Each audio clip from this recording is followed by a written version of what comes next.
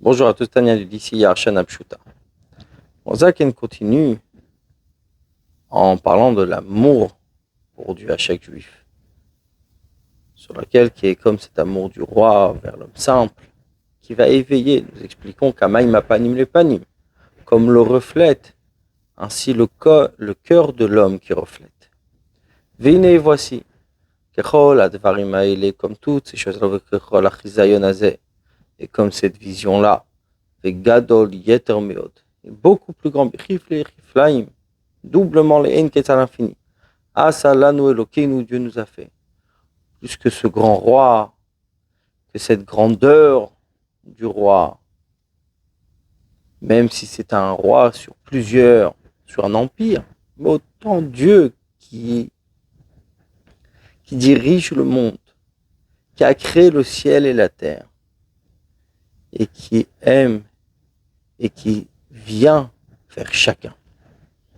Le Moazakin explique qu'il est car à sa grandeur il n'y a pas de limite. Il remplit les mondes, il entoure les mondes. Fenoda et c'est connu Mizohar Akadosh. De ce que le Zohar enseigne, Veharizal, Ribou Yaechalot Vaolamot Adin Mispar. Les nombreux palais, les mondes, à l'infini. Uvechol Olam Veechal Ribo Revavot Malachim Leinket Vetachit. Et dans chaque monde et chaque palais, des dizaines de milliers d'anges, à l'infini. Comme c'est écrit dans la Gemara, dans le Talmud, c'est écrit Ayesh Mispar Ligdudav. Est-ce qu'il y a un nombre à ses troupes pour Tiv c'est écrit Elef Alafin Yishamshune, Riborevavan Kadmo Yichulu. Des milliers qui me serviront, des dizaines de milliers qui sont devant lui, etc. Au Mishane, il répond Elef Alfin, des milliers, Vechulu, etc. Mispar Gdudachad, c'est une troupe. Avalik Dudav, mais ces troupes, Mispar, il n'y a pas de compte, il n'y a pas de nombre. C'est écrit dans la Gemara. Le verset dit est-ce qu'il y a un nombre à ces troupes? Il dit voici, c'est écrit qu'il y a des milliers, des dizaines de milliers. Donc un nombre est cité. Donc, alors, dessus, le Talmud répond ça c'est pour une troupe. Mais pour les troupes, c'est à l'infini. Et la Nourazaken continue. Verchulam et tout ça, Kamé devant lui, que l'homme mamash rachivé est inconsidéré du tout. Ou ptelim bitziut mamash. Et soit annulés dans leur existence, mais complètement. C'est-à-dire, dans l'exemple que nous avons donné du roi, dans sa relation avec cet homme simple. Le roi a besoin de sujets. Un grand roi a beaucoup de sujets. Le roi est grand, plus il a de nombreux sujets. Mais en même temps, chez Dieu, il y a le principe des kulakam et kelachashiv. Tout est devant lui comme inconsidéré. Il y a des troupes à l'infini, des anges à l'infini. Mais par rapport à la grandeur même de Dieu, tout ça n'est rien. Ki bitul dibur echad mamash legabe mehut hanefesh hamdaberet vatzmuta. À combien c'est annulé, à combien ce n'est rien devant Dieu, comme l'annulation d'une seule parole par rapport à l'essence même de l'âme qui parle. C'est-à-dire, nous avons expliqué plus haut dans le Tanya, 20e chapitre, qu'est-ce que la parole par rapport à la pensée. Les paroles qui est l'expression réellement de la pensée. Mais à combien la parole, on peut en parler de manière illimitée, mais n'a rien à voir avec la pensée. La manière chez Dieu, si on peut s'exprimer ainsi, à combien c'est annulé toute cette créature qui est créée par la parole divine devant la pensée divine qui est son essence. C'est ça que la Nourazaken rajoute. Quand sa parole était encore dans sa pensée, ou dans son désir du cœur, Canal Barichut, comme nous l'avons expliqué longuement précédemment. C'est-à-dire que l'annulation de ces 10 paroles avec lesquelles le monde a été créé, les mondes ont été créés, cette parole, combien elle est annulée par rapport à la source de cette parole, qui est l'essence même de Dieu, qui est la sagesse et la pensée divine. De ce monde où il n'y a pas un endroit qui est vide de sa présence, où tout existe parce qu'il existe, mais dans la pensée divine qui ne peut même pas être exprimée par la parole. Ces 10 paroles sont complètement annulées. La Morazak, elle continue à combien ce grand roi, par rapport à l'exemple donné auparavant, s'abaisse vers les personnes simples. Et tous demandent, où est l'endroit de son honneur? Veonim me répond, la terre entière est emplie de son honneur. Hey Israël, c'est Israël son peuple. Car Dieu a laissé les supérieurs et les inférieurs. Et il n'a choisi en personne Gim Israël ou uniquement Israël son peuple.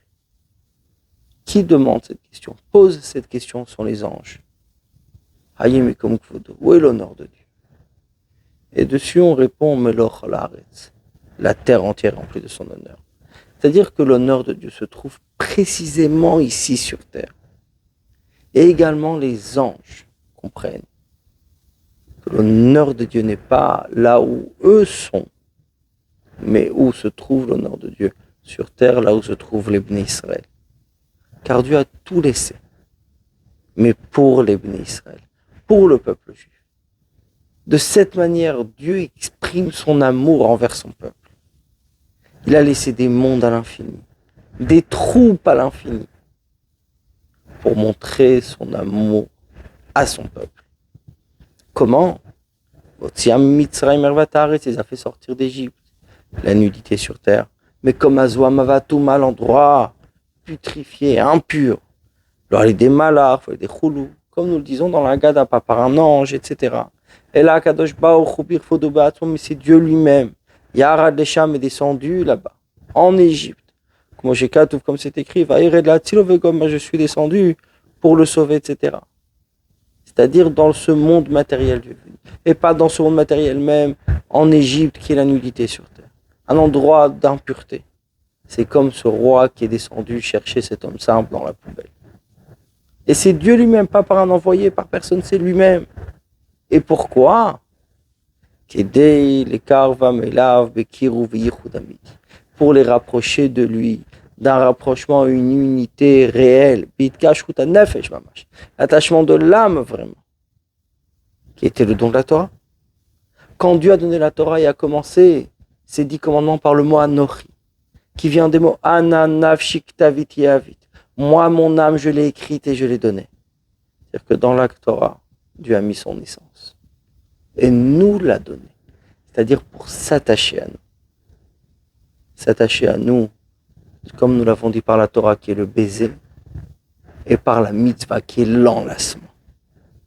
Mais prinat neshikin pelepe, par le baiser de bouche à bouche.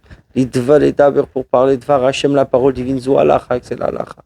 Vidab kudrucha berucha, et que les esprits s'attachent. Et à sagat Torah, c'est la compréhension de la Torah. Et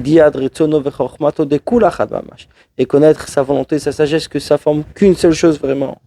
C'est-à-dire qu'en parlant la parole de Dieu, en étudiant la Torah, on exprime la parole divine. Et c'est là, ce niveau de neshika, de baiser de Dieu. Puisque c'est la parole de Dieu qui traverse notre parole quand nous étudions la Torah. De la même manière, les esprits, quand on comprend la Torah, quand on l'étudie et on la comprend, ça s'attache avec l'homme, la personne elle-même. C'est-à-dire qu'étudier la Torah, la parole de la Torah qu'on prononce, il y a ce niveau de baiser. Et par rapport à la compréhension de la Torah, il y a encore un niveau, celui qu'on appelle Dab Kodrucha Berucha, où les esprits s'attachent.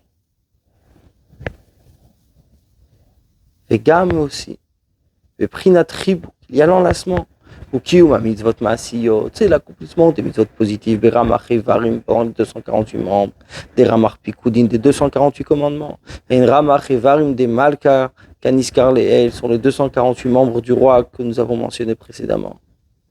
C'est-à-dire que l'enlacement qu'il y a au don de la Torah, c'est l'accomplissement des mitzvot. Quand on accomplit une mitzvah, c'est qu'Akadosh Baruch Hu l'enlace, car les 248 commandements sont les 248 membres du roi.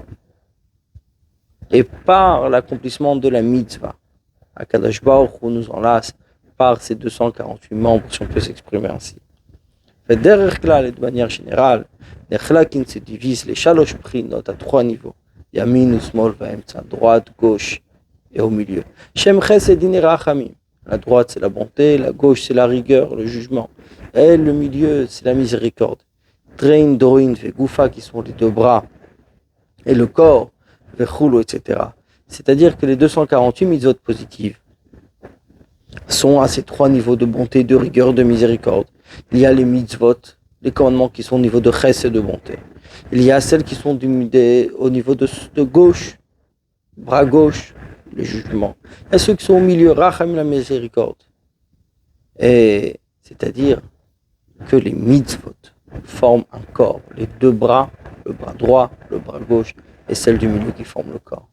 Et c'est là l'enlacement du roi avec cet homme simple quand il accomplit la mitzvah. Bonne journée à vous.